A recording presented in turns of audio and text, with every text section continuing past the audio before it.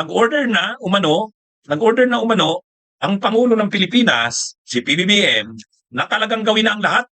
Ito ang order kay Secretary of Interior and Local Government, Junvic Rimulya. Gawin na daw ang lahat para mapabalik na dito sa Pilipinas si Saldico. We suspect na nasa Portugal siya. Information namin ay meron siyang Portuguese passport out of an immigration clause na nilagay nila. Ang information namin ito ay 10 years old pero i-verify pa namin. Pero nagbigay ng instruction sa President na formally mag-apply na kami ng extradition treaty sa kanila kahit wala pang formal extradition treaties between the two countries. Pero through the Interpol, magre-request na kami ng repatriation ni Saldico kung nasa Portugal talaga siya.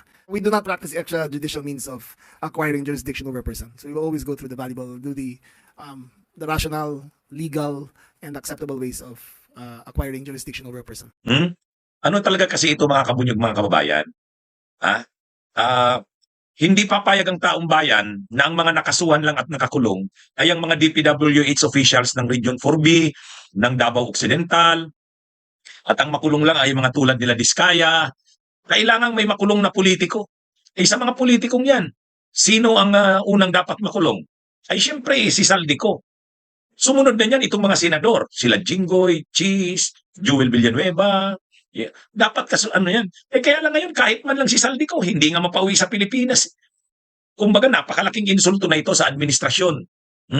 Gobyerno ka ng Pilipinas, hindi mo mapauwi ang isang fugitive from justice. Ano ito? Kansilado na ang kanyang pasaporte o bakit hindi pa rin siya makauwi o mapauwi? Kaya ngayon, parang challenge na ito. Challenge na ito, malaki ng insulto sa administrasyong Marcos na itong si Saldico na lahat halos ng testigo ay binabanggit ito. Lahat ng investigasyon ay binabanggit ito. Pero hanggang ngayon hindi pa napapauwi sa bansang ito. Para pang pinaglalaro ng gobyerno kasi naglabas pa ng video, parang hinahamon pa ang gobyerno. At kinansila na ang passport niya, wala namang nangyayari. So tama lang sa parte ng Pangulo na orderan na ang lahat ng ahensya ng gobyerno. Actually, ang sabi talaga ni Junvic Rimulya, inu-order na ang lahat ng ahensya, all agencies ng government na involved sa pagpapauwi kay papabalik kay Duterte, kay Saldico sa Pilipinas ay dapat nang gawin. Kaya dahil wala tayong extradition treaty sa Portugal, pinaniniwalaan kasi matibay daw ang ebidensyang nasa Portugal itong si Saldico. Ngayon, wala tayong extradition treaty sa Portugal. So, pinapalakad na dapat magkaroon na tayo ng extradition treaty sa Portugal. Pero kahit wala pang extradition treaty, pwede namang asikasuhin ang repatriation. Ibig sabihin ng repatriation, pagpapabalik. Anong gagawin? Katulungin na ang Interpol. I-repatriate na. Kaya, linalakad na ito mga kabunyog na ang Interpol ay katulungin sa pagsasagawa ng operation doon sa Portugal. Katulad ng ginawa kay Arnie Teve sa Timor Leste. Katulad din ng ginawa kay Alice Guo doon sa Indonesia. Kaya ito mga kabunyog, mga kababayan, itong operation ng Interpol na hinihingi ng tulong para kahit wala pang extradition ay mapabalik na sa Pilipinas itong si Saldico. Kaya ito mga kabunyog, mga kababayan, medyo galit na si galit na si PBBM dito. Galit na ang Pangulo kasi insulto na ito sa kanya eh. Una, iniinsulto naman talaga siya ni Saldico. Dati silang magkakasama niyan. Yan ang kasama yan sa administrasyon eh. House Appropriations Committee Chair yan. Kanang kamay yan ni Romualdez sa loob ng Kamara pagdating sa budget. Maraming mga pakikipag-usap yan sa presidente pag pinag-usapan ng budget. Kaya lang ngayon, kalaban na ng gobyerno. Wanted ng gobyerno.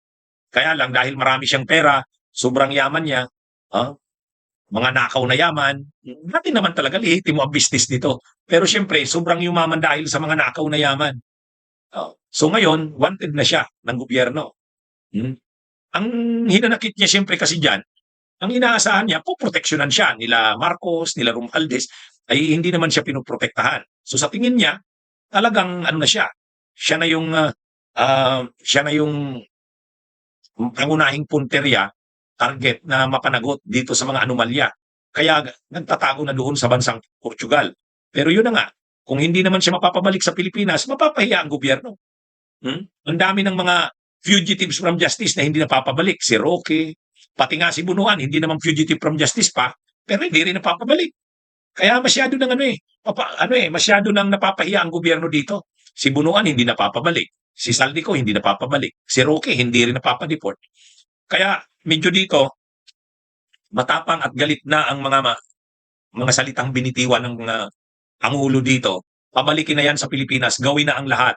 Kung kailangan ng extradition treaty, lakarin na yan. Kung habang wala pang extradition treaty, katulungin ng Interpol na i-repatriate yan, pabalikin sa Pilipinas. Ganun ang order ng presidente. Dahil nga, napapahiya na siya dyan kay Saldico na yan. Kaya kung kailangan ng tulong ng Interpol, katulungin. Kaya nga, pag ang Interpol din humingi ng tulong sa gobyerno, tungkol naman sa pag-aresto kay Bato, kasi ang ICC, pag lumabas ang arrest warrant ng ICC, kay Bato de la Rosa o kay Bongo, hihingi ng tulong ang ICC sa Interpol. Tapos hihingi din ng tulong ang Interpol sa Pilipinas. Kaya hindi talaga makakahindi ang Pilipinas sa pag-aresto kay Bato. Kasi ngayon nga, hihingi rin ng tulong ang Pilipinas sa Interpol para i-operate ang pag-aresto kay Saldico doon sa Portugal. Pinaniniwalaan kasi itong si Saldico ay mayroong Portuguese passport. Ang mga bansang kasi yan, mga kabunyog, mga kababayan, kasi ako, lumalakad ako ng mga visa-visa, kaya nagbabasa ako ng mga passports, visa. May mga bansa tulad nitong Portugal. Ang Spain saka ang Portugal, medyo maluwag ang pagbibigay ng mga passports. Mga visas. Lalo na ito, maraming pera itong si Saldico. Pag nag-invest ka doon sa Portugal, mabibigyan ka na ng visa, passport. Kaya, ito mga kabunyog mga kabayan, nakakagalaw pa rin ito doon sa Portugal at sa Europe dahil nga sa kanyang passport ng bansang Portugal. Kaya ngayon, sinasabi na ng presidente kay John Vic Rimulya at sa mga ahensya ng gobyerno, gawin nyo na ang lahat. Gawin nyo na ang lahat. Kung kailangan lakarin ang extradition treaty sa Portugal, lakarin na. Kung kailangan ang repatriation sa tulong ng Interpol, gawin nyo na. Ganun kalinaw ang instruksyon. Kasi, napapahiya na nga ang gobyerno eh. Wala namang naaaresto na eh. Pagkatapos nila Diskaya at sa mga DPWH officials, wala nang kasunod. At ito si Saldico parang pinaglalaruan ng hustisya ng Pilipinas. Kaya tama yan. Pabalikin na yan. Yan ang order ng presidente. Abangan natin kung gagawin nga ito ng mga officials ng gobyerno.